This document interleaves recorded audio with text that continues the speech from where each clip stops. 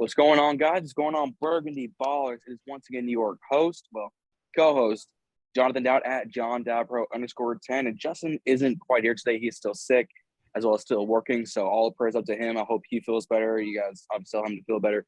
But I do got a guest in the building. He's been a good friend and a man who followed us from Command Central to here. Been in the comment section, been on Instagram with us. Our good friend Chris. So Chris, welcome to the show, and let the people know about you. Yeah, what's up, guys? I'm Cupcheck Chris from my podcast, Cupcheck Sports Talk. I do that with my cousin. I've been following these guys, like Jonathan said, from Command Central all the way to now, man. And so I'm glad to be here. Thanks for having me, man.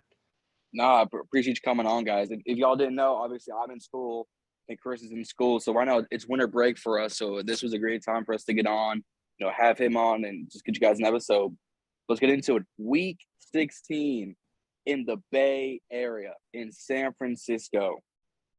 Arguably the hottest team in the NFL. I'd give the San Francisco 49ers take on the Washington Commanders on a Saturday game.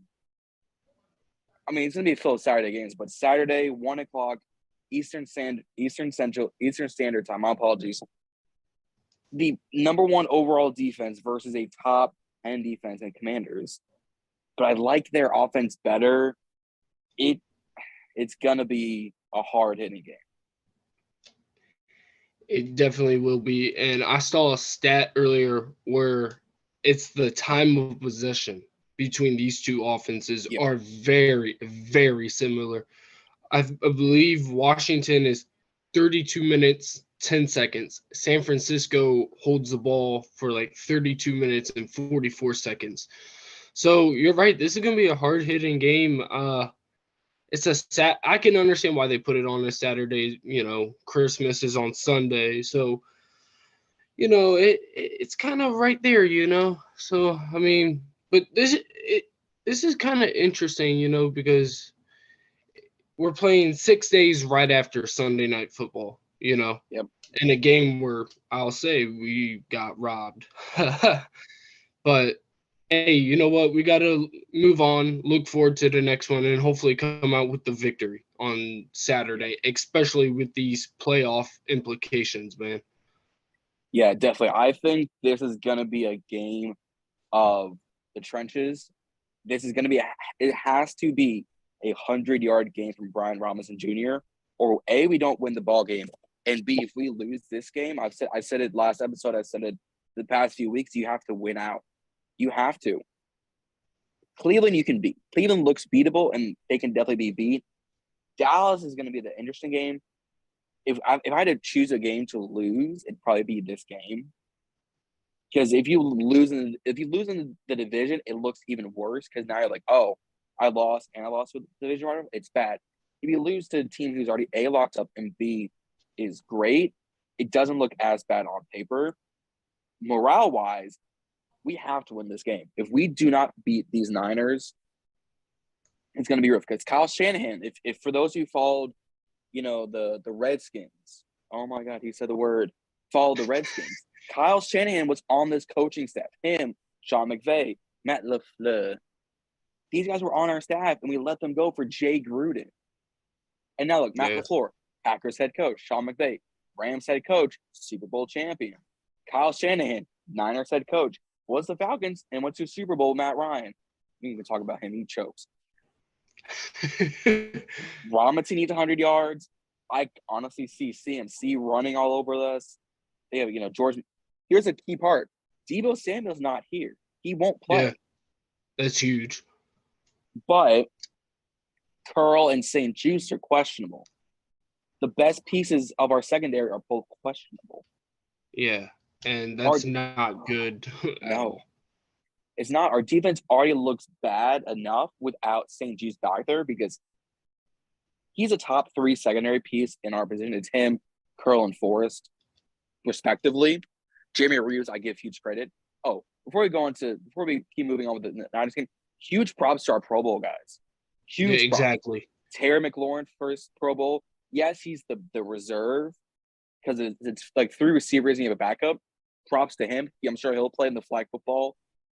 Jonathan Allen, starter, well respected, well deserved. Our boy Tress Way, MVP of every season, Tress Way. And shout out to Jeremy Reeves. My God, what a career. What an uphill battle for this guy. He's been on our roster and cut 4 times since 2020. He's now the starter for the special teams. Props to him. Love to him. He deserves it, honestly. Like, if you had to choose, like, special teams guys through the NFC, he's the best one, I'd say. Yeah, without a doubt. And Terry, I feel like he should have been on it last year. Last year. Last year he should have been on it. Obviously, we didn't have it in 2020 because of COVID and everything like that. Jeremy Reeves, I'm glad he made it. He earned it. Tressway, he's like the best punter in football. Yeah. And our man Jonathan Allen. The man is a beast. I mean, what can you say about that dude? The day he retires, he's going in the Ring of Honor.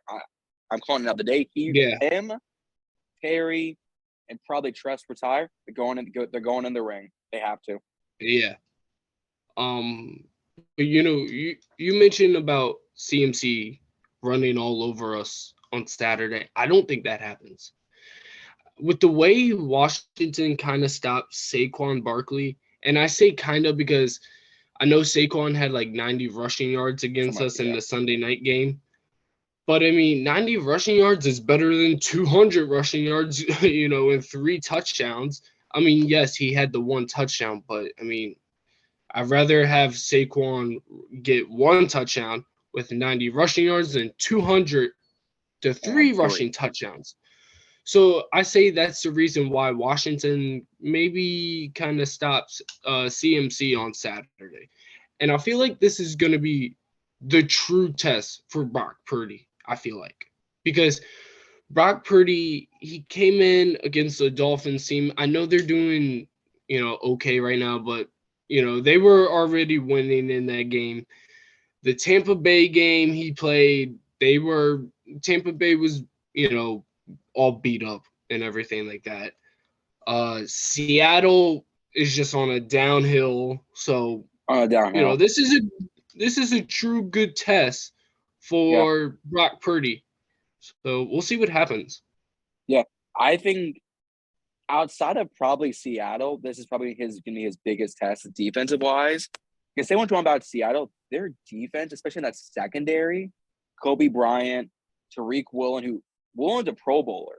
Like the first rookie DB in like Seahawks history or something like that, going to a Pro Bowl, like the 8th overall rookie DB to go. Like having 6 interceptions and being a top 5 corner as a rookie is hard to do. Give him all the props in the world. I thought he was a great. I wanted him in the draft. Give props to Seattle. You get Kobe Bryant and Tariq Woolen. Huge props to them. I love it. I think Purdy is gonna be somewhat ready because he practices against San Francisco defense. He practiced against Fred Warner, practiced against Drake Greenlaw, Nick Bosa, Eric Armstead, Travarius Ward, and the guys. Like, yes, are they down a few secondary guys because of injuries? Yes, and obviously we pray and hope you guys, make a good recovery, come back. We want you guys 100%. But he's practices against the number 1 overall defense in the league. There's a reason why he was poised and ready. Now, here's the good news. Our boy Chase Young coming back. Now, I am worried. If you guys have followed me on Instagram, I think Chris has checked out a few of my stories. Justin has too. I've been progressively over these past few weeks questionable about Chase being active. I said in week 10, I think when he was activated, it was like, I think it was before or after the Houston game, he was activated. I said, that worries me. Because it wasn't just a torn ACL, but it's already a career ender injury. He ruptured his patella. I think it's the kneecap, just like the surrounding muscles. Something like that. that's already a career-ending injury. It's a ruptured patella, had a torn ACL. And if we're being honest here, Justin pointed out a few episodes ago our boy Rio, and we love him. He probably re-injured it training with Von Miller in the offseason. Because let's say he doesn't do that, he probably starts week 9, arguably. But now, here we are, week 16, over a full 365 days, he's just not getting on the field. He will get a snap count, though. I think he'll get a snap count, and it's going to be 15 to 20. I think if he plays 2 to 3 times per quarter, because I guarantee our defense will be on the field once to twice per quarter. Get him in a few times. Maybe bring him in on third downs just to see, to test that knee. Because let's say, because we're playing against, guys like Trent Williams. I love him. Guys like Kyle Juszczyk, who's an underrated fullback. Guys like George Kittle, Jawan Jennings, Brandon Ayuk, guys like that, who have a great O-line. The reason why Brock Purdy isn't getting sacked like that, they have a great O-line. Jonathan Allen's going to get the double team, guaranteed. Jerome Payne's going to get at least a look of a double team. That's 4 of your offensive linemen. Now you have Sweat and Chase on the back end. I think Sweat will probably pick up the 5th. You bring Chase around the edge just right, one-on-one with a CMC or their backup running back. He probably wins that battle, but it's going to be how. If he goes full speed off that bad foot, I'm worried. If he takes it slow to their standards, but still gets there, that's fine. Yeah, no, without a doubt. They might be double teaming Allen and Payne. I could see. Sweat. It also depends if let's say you put in George Kittle there, and all that other stuff. But I think you're right. He's going to be on the snap count. The question is, when do you bring them in? Do you try to bring them in for, second and longs, the third downs, or do you just bring him in maybe for third downs? And Chase Young coming back. I'm just hoping it doesn't get the defense overhyped, and they kind of believe their own hype, because I'm gonna be honest. I felt like the defense was playing better without Chase Young, especially after, last year's performance from Chase Young. I felt like he didn't, do all that well. He should have been doing all that well, and he didn't. But I mean, with 3 games left to go in the season, I know we're in a playoff spot, but kind of him like coming back, it's like, okay, all right, let's do this.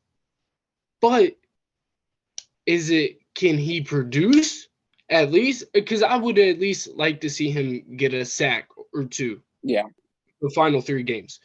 Because if he at least gets a sack or 2 the final 3 games, it's okay. It's like, okay, he can produce still. But if he doesn't, it's just like, well, I don't know. Yeah. But I sorry to cut you off. I agree with that point about him producing or not producing. I think if he doesn't produce, 1 or 2 things happen. A, people write this season as a wash. Because there's a reason why you wait this long to activate him. There's a reason. I'll give him credit. They treated this well with his injury versus guys like RG3, Curtis Samuel, guys like that rushing the injury, and then you re-injure. Or 2, fans write him off completely and say he's a bust. That's what's probably going to happen. If he gets, let's say, 2 sacks and 12 tackles, like just over these 3 games, I call that successful. For 3 games, I would call that successful. If he gets under those, I would say write this season off. He's coming back from an injury. He's, a great locker room guy. He's coming off a bad injury. Right off the season, let him start fresh. Because he'll be on, I think it's last year of his contract anyways. Yeah. And if they wanted to, they could still pick up that 5th-year option because he was a first-round pick. Which, if I'm Washington, I would probably go ahead and already do that because, he didn't get to play this whole season. He's only playing 3 games. So why not go ahead and pick up his 5th-year option, if I'm Washington. Yep. I like Chase Young coming back because the last time he played against the Niners, I know the Niners were beat up in 2020, but he was still getting past our former tackle, Trent Williams. Yep. And so I like this matchup again. Him versus Trent Williams, which I hope they do. I want to see who wins, round number 2. Yep. Because it'll be interesting. But I don't know. We'll just have to wait and see on Saturday. Yeah. I think, honestly, like I said earlier, it's going to be a game of running. I don't see this being a big passing game. I think McLaurin's still going to get at least 60 yards. I still think Jahan Dotson's going to get involved. I still think guys like Logan Thomas is going to get involved. Gibson worries me, but I would keep him on kick returns for right now. Dax Milne has got to go. Oh yeah, with one absolutely 100%. The man doesn't do anything. The man just does this. Fair catch. or he'll say catch and run for maybe 10 yards if you're lucky. Yeah, he'll literally catch it and dance. Like, dude, if you're gonna be a punt returner, you have to haul. You know what? But but no. I think Brian Robinson Jr. is going to have another good game. I feel like he will. I know the Niners defense is good, especially with Bosa, Warner, and I think one other Warner, guy. Dre Greenlaw. Yeah.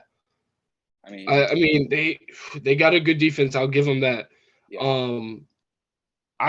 I think this game comes down to I think who has the ball last, on the last drive. If it's Washington, oh man, we better be praying to God. If it's San Francisco, we really better be hoping and praying, man. Yep.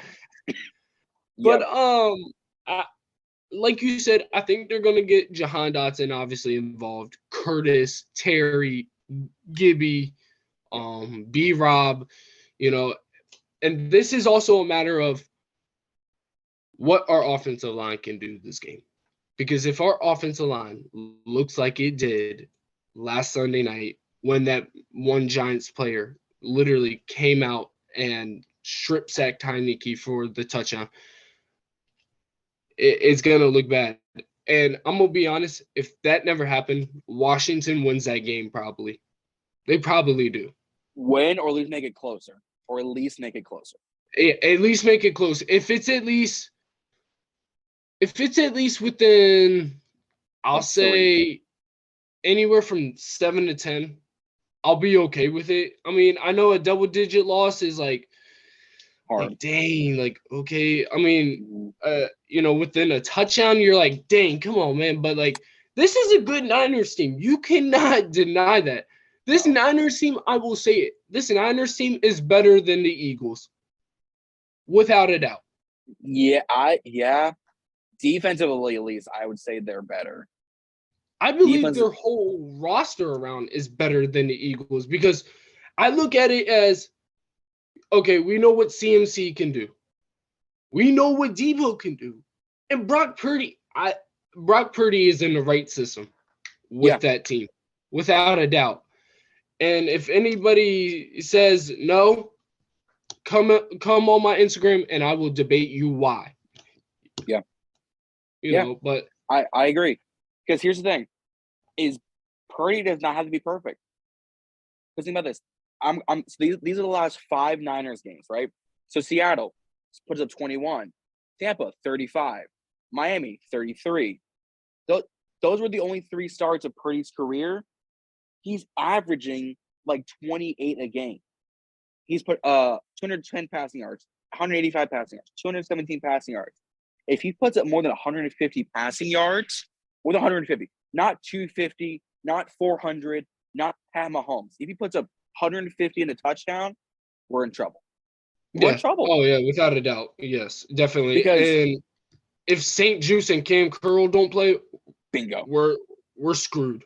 If Juice and Cam Curl don't play, this is almost, I don't want to say a guarantee, but it sure looks like to the betting odds. Because right now, San Francisco versus the Commanders, they are favored. If I can go back, I just had it. They are favored by like 60%. Oh, God. Yeah, 67.4 versus 32.2. Oh, my God, dude. Crazy numbers. Crazy numbers. Now, here's the thing, right? So McCaffrey's only been in San Francisco for, I think it's what, 6 weeks? Yeah, 6-ish weeks. something like that, yeah. Already has 434 rush yards and 4 touchdowns. Wow. It's crazy. Now, here's going to be a good thing. With Debo out, this makes Brandon Ayuk be the number 1. The issue with that is, for San Francisco, Debo's been out the past like 2-3 games. Ayuk hasn't been the number 1. This is very similar to the Dak and CD argument. Is CD Lamb supposed to be this number 1 God receiver? He's not right now. He went to the Pro Bowl. Give him credit. Give him credit. He went to the Pro Bowl. Good job. But there's a reason why you guys signed T.Y. Hill, the corpse T.Y. Hill. There's the reason why you had to trade for James Washington from Pittsburgh, who has done nothing. Reason why you're trying to sign Odell Beckham Jr. is Which because they haven't yet, have they? They haven't yet. It's going to be because of his physical, and it's going to be because of the money. It's going to be the mix of both of those. But there's a reason why you're signing receivers. Like you signed Antonio Callaway from the Browns practice squad, because you need depth at the position, and you need to give CD a number 2. Right now, Ayuk doesn't have a number 2.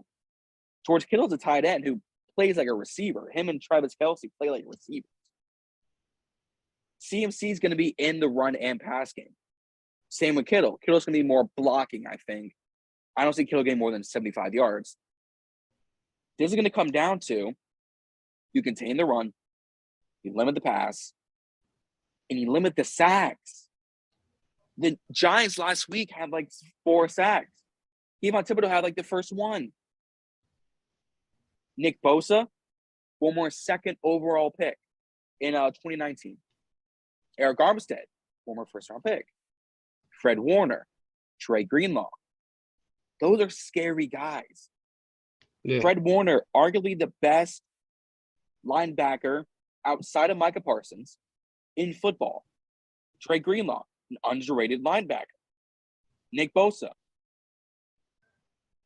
defensive player of the year if Micah doesn't step up these last 3 games. Because Nick Bosa has like 2.5 or 3 sacks on Micah. Yeah. Eric Armstead, underrated, talked about, but underrated D tackle. There's a reason why this is the number 1 overall defense. Exactly. There's a reason why Nick Bosa has 14.5 sacks. There's a reason why Eric Armstead, I believe, has like 5. Yeah. Oh, I take that back. Eric Armstead has no sacks. I take that back. My apologies. Eric Armstead has no sacks. Wow. But still, guys like Jimmy Ward, free safety, Talanoa Hufanga, literally the poor man's Troy Polamalu. Great hair, great player. All props to him. He's come out of the woodworks these past 4 weeks, these 5 weeks. Before his like 2 interception game, you had never heard of it, unless you're a Niners fan. Taylor better be smart. Our O-line better protect. And if last week's in any indication, I'm scared. This O-line is not playing good. No, it's not. And I'm gonna be honest. This team, because I'm in all sorts of group chats, but I'm in this one Commanders group chat. Yep. And somebody said, and I 100% agree with this, we have to play this game like how we did with Philly on that Monday night game. Yes. If not better, in order to win this game. If I'm Washington, I'm putting Kendall Fuller on Brandon Ayuk. And then if St. Juice plays, put St. Juice on whoever their number 2 receiver is. Yeah. Because I'm telling you right now, and look, I said this before the season started. I thought William Jackson was going to have a better year than Kendall Fuller. And now look where William Jackson is. I regret saying that. I 100% regret saying that. But this team is just going to have to play its what's off in order to win this game. Yep. Or unless we somehow get screwed by the refs again, like we did last week, which was complete bull. Oh. But I don't know, man. It's just, and not only that, you're playing in a tough environment. Yeah. The San Francisco crowd is a tough play to play. Yeah. It doesn't matter if you're Tom Brady, Russell Wilson, Joe Burrow, Pat Mahomes, Justin Herbert, any of them guys. Heck, even Josh Allen. It doesn't matter if you're any of them guys. That's a tough place to play because not only do they get behind their defense, they get behind their offense too. And they travel well. Exactly. They travel well 100%. San Francisco is one of those old school fans that is just as well traveled as Dallas, just travels as well as Buffalo, travels just as well as you could say as Las Vegas. They don't got much to look forward to. So I think in order for this team to win, they have to play like they did with Philly, if not better. I mean, I don't know. We'll just see. I agree. No, I agree. Honestly, I would use John Bates as a 6th offensive lineman because he can block fairly well. I'll give him credit. He can block fairly well. You have him pick up, let's say a safety dropping into, have him pick him up. Because Bosa's going to get the double team. Guaranteed Bosa will get the double team. Armstead will probably get a single pickup, maybe a double if it's a true protection play. You're still leaving 2 on the edge, and you're still leaving, let's say, a linebacker coming up the front. If this is a pass, Robinson probably picks up the middle, and let's say Bates picks up the safety on the edge. You still have that other edge to worry about. Taylor's going to need his best thought, his best IQ game. Not his best throwing game, not his best running game. It's going to be the mind game. Because if San Francisco drops 6 into coverage, but then 2 of them stop mid and come right back, you just messed up that play. If you're going to drop, let's say you have 3 deep safeties, 2 corners, and linebacker drop, right? But those 2 corners and linebacker stop, come back up the middle. Now your whole system is done. Now he's reading it. He sees drops back. He's going to get ready to launch, but he sees the other 2 come back up front. There's a hole in the middle. Now he's got to scramble. Something's going to give. If I'm Washington, I'm using both Logan Thomas and John Bates to double team on one end and on the other end. Because if you don't, you're going to get destroyed. Yeah. 100%. I mean, Logan Thomas, he can block. I've seen him block pretty good. I've seen him throw a shoulder block. John Bates, like you said, he can block too. Yep. But then I feel those 2, then you're going to, I think, need 2 running backs. One to pick up either the blitz from a linebacker or from the safety. I think that's the way you're going to have to beat San Francisco on defense. Yeah. At least for when we're on offense. Yeah. But, I don't know. It's going to be tough because Nick Bosa, that man is, oh my God, I'd have anything to have that man right now, to be honest. I would 100% have anything to have that man right now. Brian Robinson, you could use Brian Robinson to, pick up that blitz or use Gibson. I mean, Gibson might get run over, but hey, but it's like you said, Heineke also has to have the best IQ game, not the best passing game, not the best, whatever game, the best IQ game. And the reason for that being is because it's like you said, he could see somebody, he might be ready to launch, but then, he could read maybe that safety coming over. Yep. And also if I'm Washington, I'm running the ball on first and second down. And then depending on how long third down is, you go ahead and either pass it or run it. And not only does Heineke have to have a good IQ game, Scott Turner has to call a perfect game, dude. A perfect game.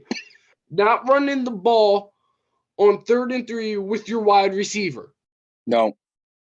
Because when we did that last week against the Giants with Curtis Samuel, it didn't go anywhere. Now, some of the, plays he had dialed up, like the flea flicker. Yeah. Oh my God. If Heineke just didn't overthrow De'Ami Brown, he has it. The one pass he threw to Jahan Dotson on the deep pass was pretty good. Easily one of his best throws in his career. Easily one My of his best throws. Jahan Dotson head topped that guy. He head topped that guy.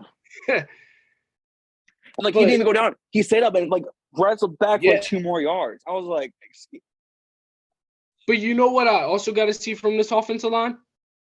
What they did last week when they played the Giants, when they hand the ball off to Brian Robinson, and that is keep pushing and keep pushing and keep pushing until you hear that whistle. Yep. Until you hear that whistle, that play is not done. You're going to keep pushing. And to be honest, I know we're going up against a tough defense with not a good offensive line, but we cannot have holding calls or anything or no offsides or anything like that. Because if we have those penalties, it's going to screw us up 100%. Yeah, I agree. Penalties is one of the main reasons why this O-line is doing so bad. This offense is doing so bad. Because once a drive, twice a drive, it'll be 2nd and 3, 2nd and 4. Oh, false start, number 76. Back him up 5 yards. Now it's a 2nd and 9. Oh, it's 3rd and 1. Nope, make it 3rd and 6. Oh, it's 4th and 1, and you're going for it. Nope, false start, back him up 10 yards. Now it's a 4th and 11. Yeah. Penalties, and I better see no hands to the face. No personal, no personal, what's the word? No personal foul? Thank you. Yes, none of those. None of these deep holding, choking, hands to the face mask. If I see a single one, I'm raising the hell after the holidays. Because I'll be gone. I'll be gone Saturday. I'll be gone Sunday. I should be able to see these games. I'm be on a cruise. If I don't, and I see some penalties, I'm raising hell in the new year. Yep. Raising hell. And the way I'm gonna say this, in order for Washington to keep their playoff spot, they're gonna have to win. Or unless the Panthers and Chiefs, the Chiefs will probably handle business against the Seahawks. The Panthers, we're gonna have to pray that they beat the Lions. Have to. But we can't depend on those teams. We cannot. We cannot. You can depend on the Chiefs because, for God's sake, it's the Chiefs, But the Panthers... they said that last week, and they went to overtime with the Texans. Yeah, exactly. So... But this is the game. If Washington wants to prove itself to everybody, this is the game they have to win without a shadow of a doubt. Because if you don't, you may kiss your playoff hopes goodbye. Yeah. Because guys, if you haven't noticed, we're currently sitting at the 7th seed because we lost to New York. So that's 7th seed, 7, 6, and 1. Detroit and Seattle both 7 and 7. If we lose 2 games, pack your bags. It's time to go home. Unless Seattle and Detroit lose 2 games. Unless Seattle and Detroit really lose out, if we're being honest. Because they can squeak in on a win. If if we lose 2 more and we go 7-9-1, we're out of that spot. If one of those teams go 8-9, they can get in. That's no issue. Yeah. For them, they need us to lose really 2. For them to win at least 1, they're in. It's probably going to be Seattle more than it's going to be Detroit. But Detroit has more of an easy schedule than Seattle does because Detroit is playing the Panthers, then Chicago, then Green Bay. Seattle is playing Kansas City, the Jets, and then the Rams. So it really does depend on this. And I must say this too. The Giants, I know they're sitting above us right now, but their last 3 games are also going to be a challenge. Hold up. We got a few sponsors we need to personally thank for here at Ballin and Burgundy. First, our guy Washington on the Daily, about Instagram and YouTube. Huge sponsor. We want to give our massive thanks out to them. You can follow Washington on the Daily, both on Instagram and on Twitter, WSH on the Daily. Our guy Tony, who's Pro Tech Sports Network. Huge thanks to him. I met up with him at the Commanders-Vikings game. Huge thanks to him. Our guy Sanchez at On the Warpath podcast over on YouTube and on Instagram. And then finally, our guy Rio Robinson, Mr. Rambling with Rio himself, our new sponsor, and a huge thanks to him. Met up with him at the Vikings Commanders game as well. Said thank you to him. Again, huge thanks. Again, all of their Instagrams and YouTubes are going to be down in the description. You guys go follow all of them. And again, one big thank you to Rio, Tony, Sanchez, Washington on the Daily for being sponsors of not only today's video, but Ballin and Burgundy as a podcast. Get back to work. And now we return you to our regular scheduled program. Yeah. The Giants do not have a playoff spot guaranteed. No. They have the Vikings on Saturday, then the Colts, which I'm praying to God the Colts win that game if the Giants lose to the Vikings, and then they got the Eagles, who only have to win 1 of 3 games to get the number 1 seed in the NFC. Yeah. So, because here's the funny thing. Here's the funny thing. Eagles have already clinched a playoff berth. They haven't clinched the division. They have to clinch a playoff berth. So even if, let's say, them and Dallas switch 1-5, or let's say Philly, because we're there 13-1. Let's say they go 14-3. Yes. Right. On the weirdest chance they lose 2 of the last 3. They still probably win the division. Yeah. Probably still win the division. Yeah. And it's gonna be right now. I think they're guaranteed number 1, unless Vikings go 3-0 these next 3 games and they win out, then maybe. But Philly, I think right now is a guaranteed lock for the division and for the number 1 spot.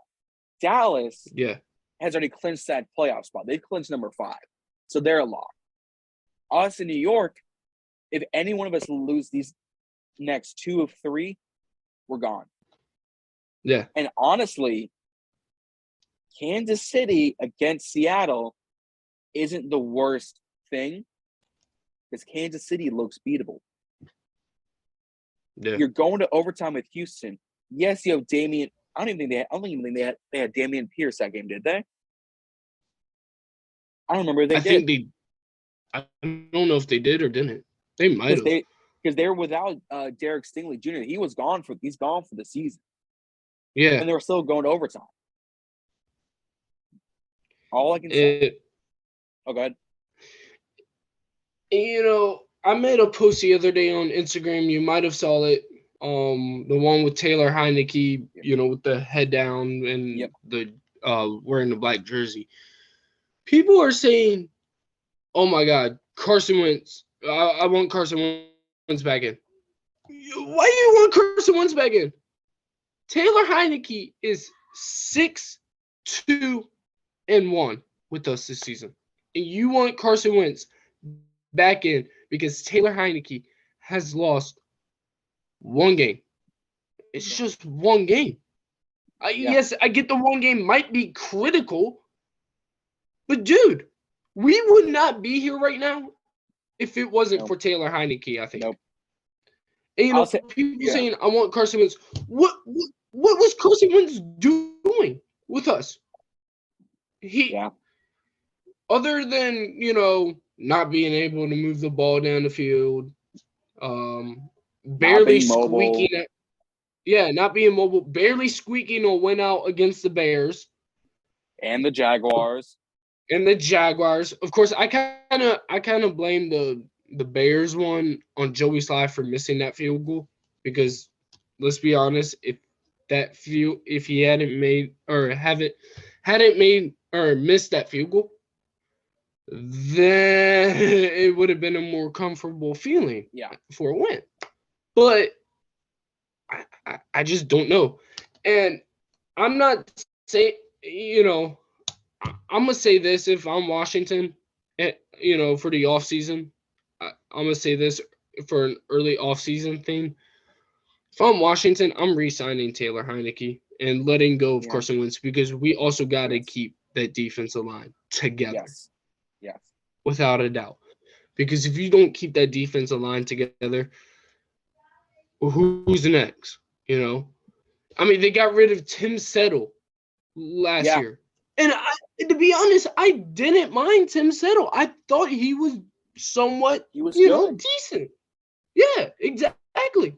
And now look what he's doing. Well, I don't know how good he's doing in Buffalo, but he's with the good Buffalo team now, Yeah. So, and I'm going to say this also. People saying, draft a quarterback. No. Do not draft a quarterback. I believe Sam Howell is our guy here. He 100% is. Because, and hear me out. What Sam Howell did in preseason, I get it's preseason, but what he did in preseason after being drafted as a 5th-round pick is not supposed to do that in preseason, I believe. No. I mean, I know he was projected to be a 1st-rounder when I think De'Ami Brown got drafted. Something like that, yeah. But I mean, and then he fell to the 5th round because of one bad season. What he did in preseason is incredible. If you can keep that wide receiver unit together, keep the running backs together, keep the defensive guys together, I think you will have a good future with Sam Howell. Yeah. But getting back to the playoff game, go ahead.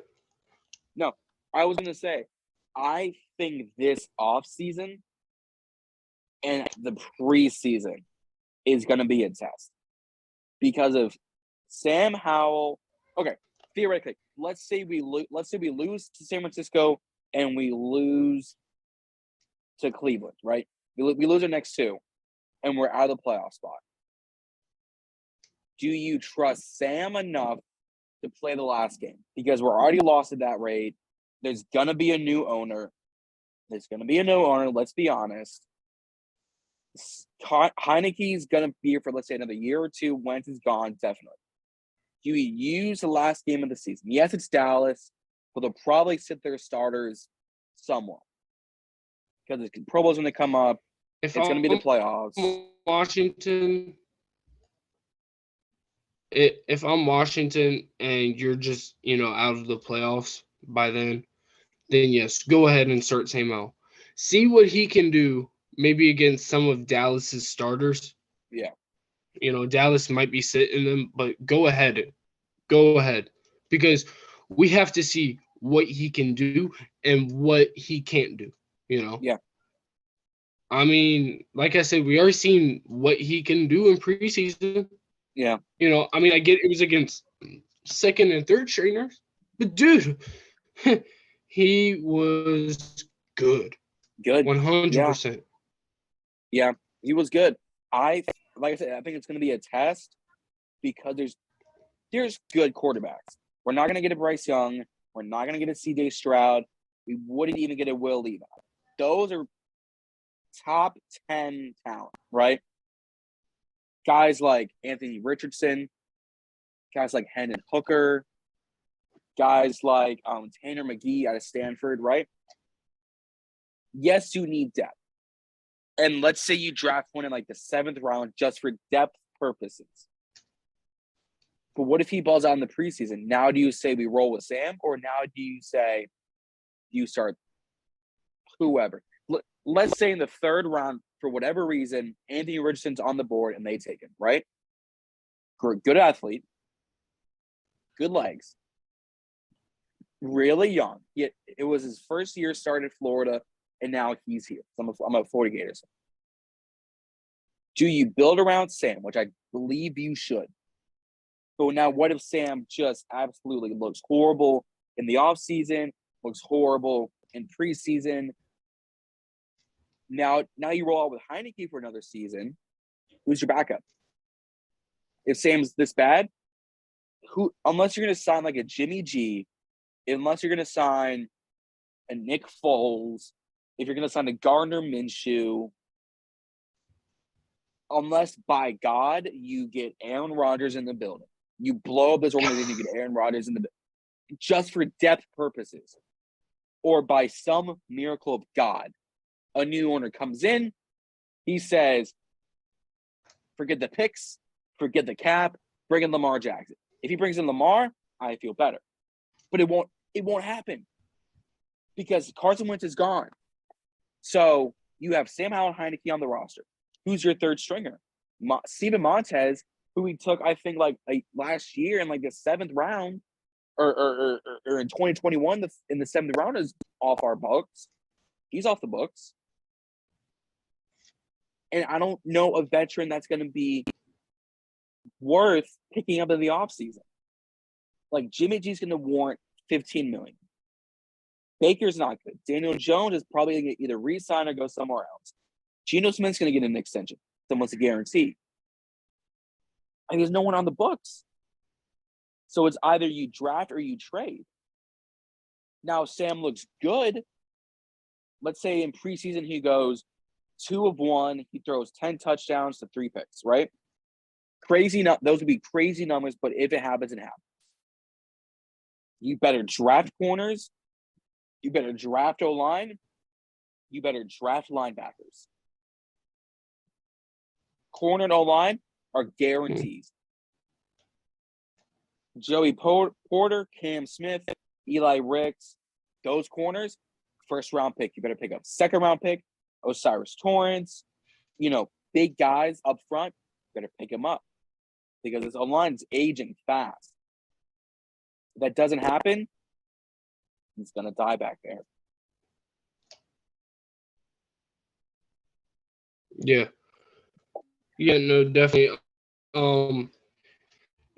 Yeah, no, we're definitely, you bring up the fact that we're going to get a new owner.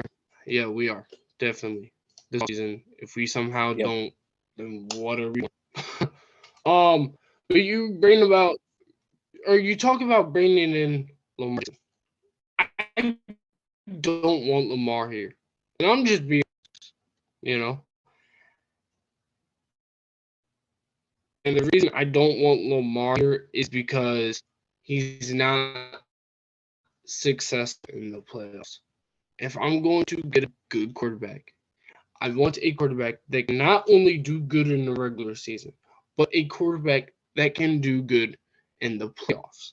Because I want that Super Bowl. I want that Lamar here in the nation's capital.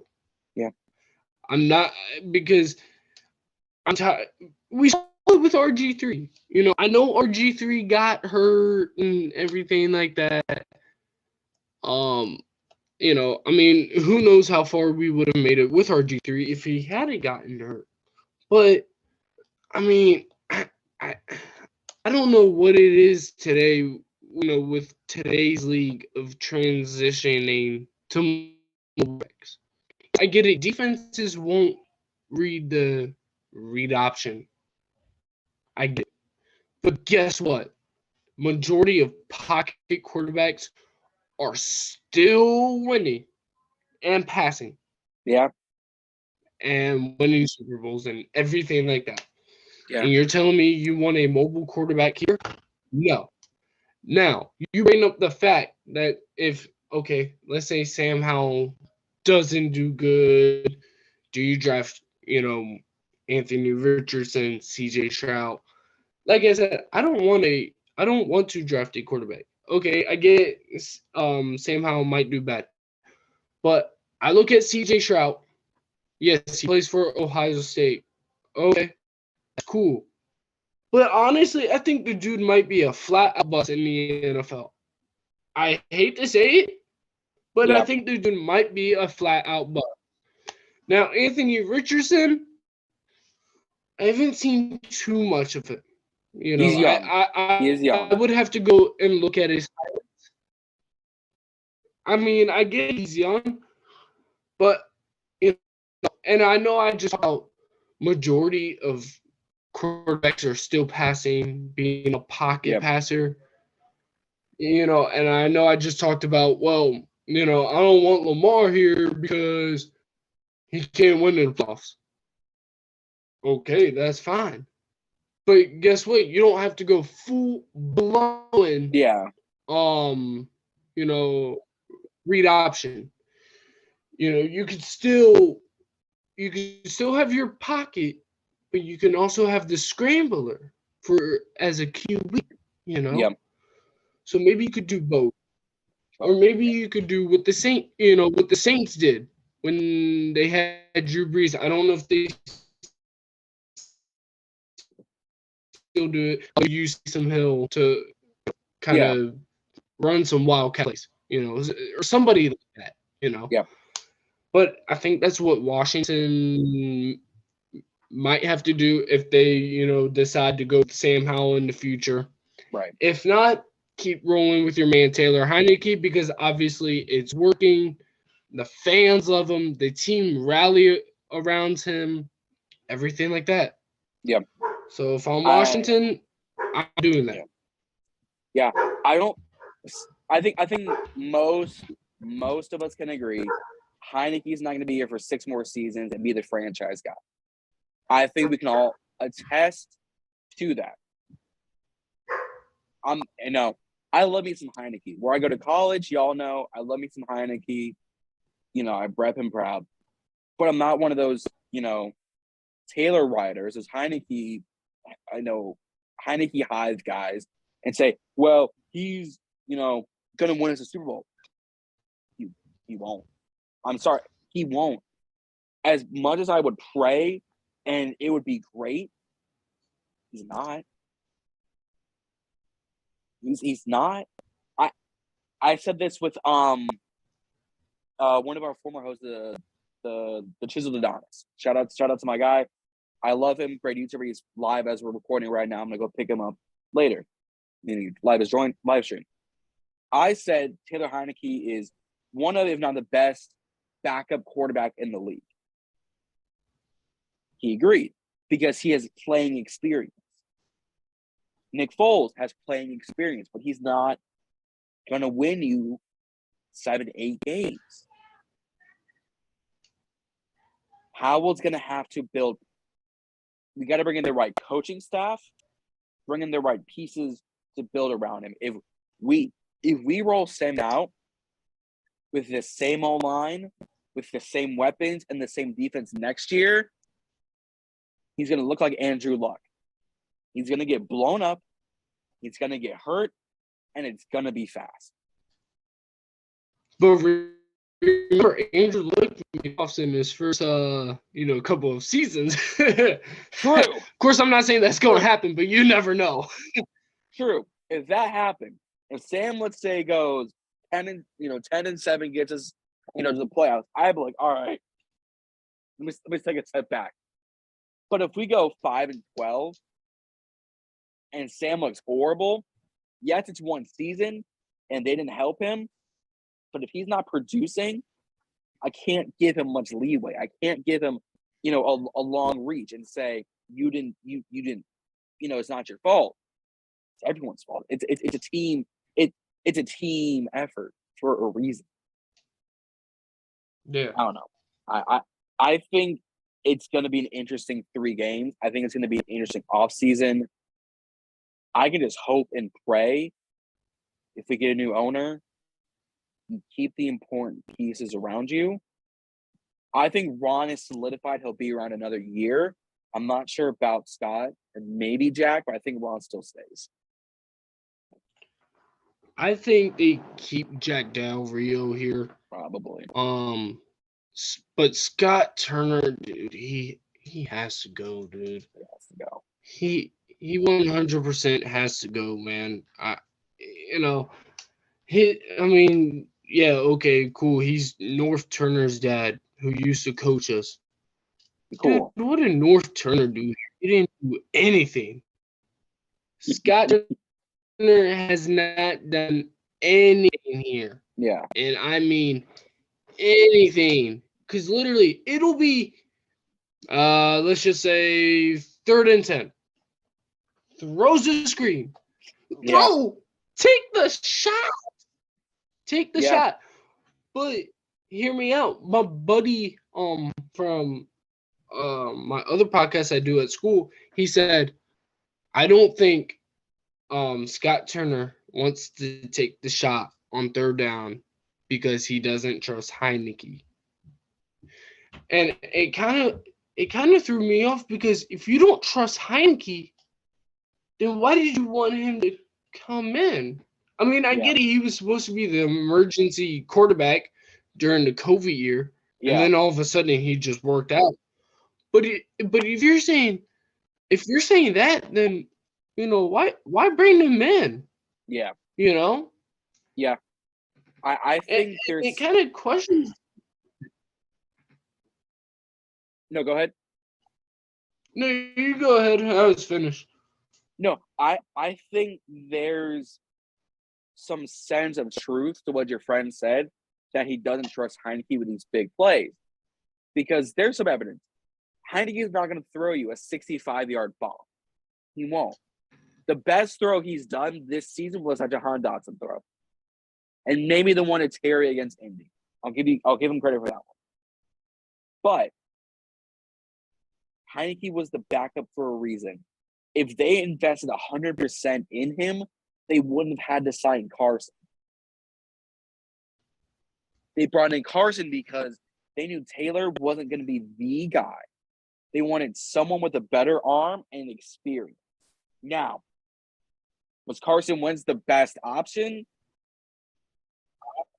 Outside of Matt Ryan, who looks horrible, Nick Foles, who looks horrible, Stafford doesn't look good, Russ can't cook. I mean, we might have won the trade, I guess. Meaning we're still somewhat above 500. But Heineke is not going to be your 5-year future. He might be your 2-year future. I don't know. And guys, if stuff's cutting in and out, Wi-Fi for me is a bit bad. That's on my end. So if Chris is cutting in and out or I'm cutting out, that one's on me. All I can hope is that we put up a fight and we put up more than 20 points against San Francisco. If we put up less than 20 points, we deserve to lose. If we don't have 20 points by the start of the 4th quarter, we don't win that game. I'm going to say this. If we don't put up more than 20 points, but we still come out with the victory, I'll take it. Yeah.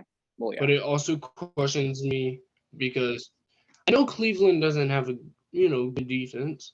I know they got Myles Garrett, which I'm going to be honest, and this, make some people mad, but what Myles Garrett, he did a couple of years ago should have been kicked out of the league for that, but I'm not that. But you're right.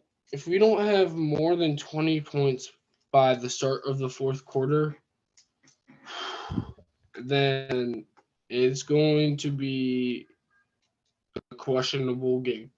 Yeah. I'm not saying this game isn't already questionable, but dude, we have to put up points and we have to score in the red zone. The red zone. We've had this problem since Kirk Cousins, to be honest. Yeah. It's going to be one thing if it's like a 15-12, 17-15 game and we're winning. That's one thing because we're in the lead and we're holding them down.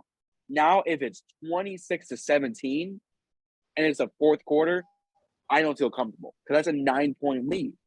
That's touchdown. That's a touchdown, extra point, and a field goal, or a touchdown, extra point, and you would need a field goal to take the lead. I think as we wrap things up, let's do a quick score prediction as we wrap things up. I'm gonna put my prediction at 24-21. It's gonna come down to a field goal by Joey Sly, and it's gonna be from about the 45. It's gonna be a long. Man, it's gonna be a long field goal to win the game. Well, he made a 58 in Philly. My prediction. No, I remember that. That was a long kick he made. I was like, where did this Joey Sly come from? Yeah. And I don't know if you know this, but Joey Sly, I'm from, Stafford. Joey Sly is actually from North Stafford. So that's funny. that's kind of cool. Yeah. That is cool. Yeah, that's kind of cool. That. But my prediction for this game, I'm gonna say 31-28 Washington. Ooh. I think it's gonna have to come down. Like I said, I think it's gonna have to come down to a last minute drive by Washington. Where they still have enough time on the clock to drive down the field and score. And before we leave, the one thing I want to say, before we have, I think I'm gonna have to see from Washington if that was to happen, they would have to have a drive like they did against Tampa Bay last year, because we remember that drive they had against Tampa Bay to win the game last year. Yep. And I think they'd have to do it again. So but we'll have to wait and see. Yeah, we're gonna have to wait and see because boy, do I remember that Tampa drive. Boy, do I remember it. But guys, that's gonna wrap things up. Like I said, I said 24-21. My man Chris said 31-28. So we're on a stretch. We're on a stretch, but I think it's doable. It's gonna take a lot, but it's doable. Guys, don't forget to go and like and subscribe to Cupcheck Sports Talk podcast. I botched the names, obviously. You guys know this by now. But Cupcheck Sports Talk over on YouTube. The link's going to be down in the description. Don't forget to like and subscribe over there. Go follow them on Instagram. Go follow my man Chris on Instagram. Again, links down in the description. A huge thanks to him for coming on, especially, late at night. It's winter break. We could be, with the fam, but he was an absolute stud and came on late night and, blessed you guys with some good conversation. So I really appreciate it, man. And I'm going to just say this. If you can't find my podcast on YouTube, it's going to be on Spotify, obviously at Cupcheck Sports Talk. But thank you for having me on. Hope to be back on in the future with you guys. Absolutely. Hopefully Justin's on too next time. Yeah. So, but thank you for having me on, and happy holidays. Happy New Year. Stay safe, man. Absolutely, guys. No, again, I appreciate you, man. Guys, definitely a big happy holidays, Merry Christmas, Happy New Year. Whenever you guys see this is not just coming from me, it's coming from Chris, it's coming from Justin, it's coming from the I see the crew. It's 2 of us, 3 of us. But happy holidays. Happy Hanukkah, happy Kwanzaa, Merry Christmas. If you guys see this just on the 31st, Happy New Year. If you see it afterwards, welcome to 2023. I hope we won. Other than that, guys, don't forget to like and subscribe here at Ballin and Burgundy. Like, subscribe, follow us on Instagram. All links on the description. Don't forget to tell a friend to tell a friend to tell a friend to tell a friend about Ballin and Burgundy podcast. And wrap things up, don't forget to stay ballin'. We'll see y'all out there.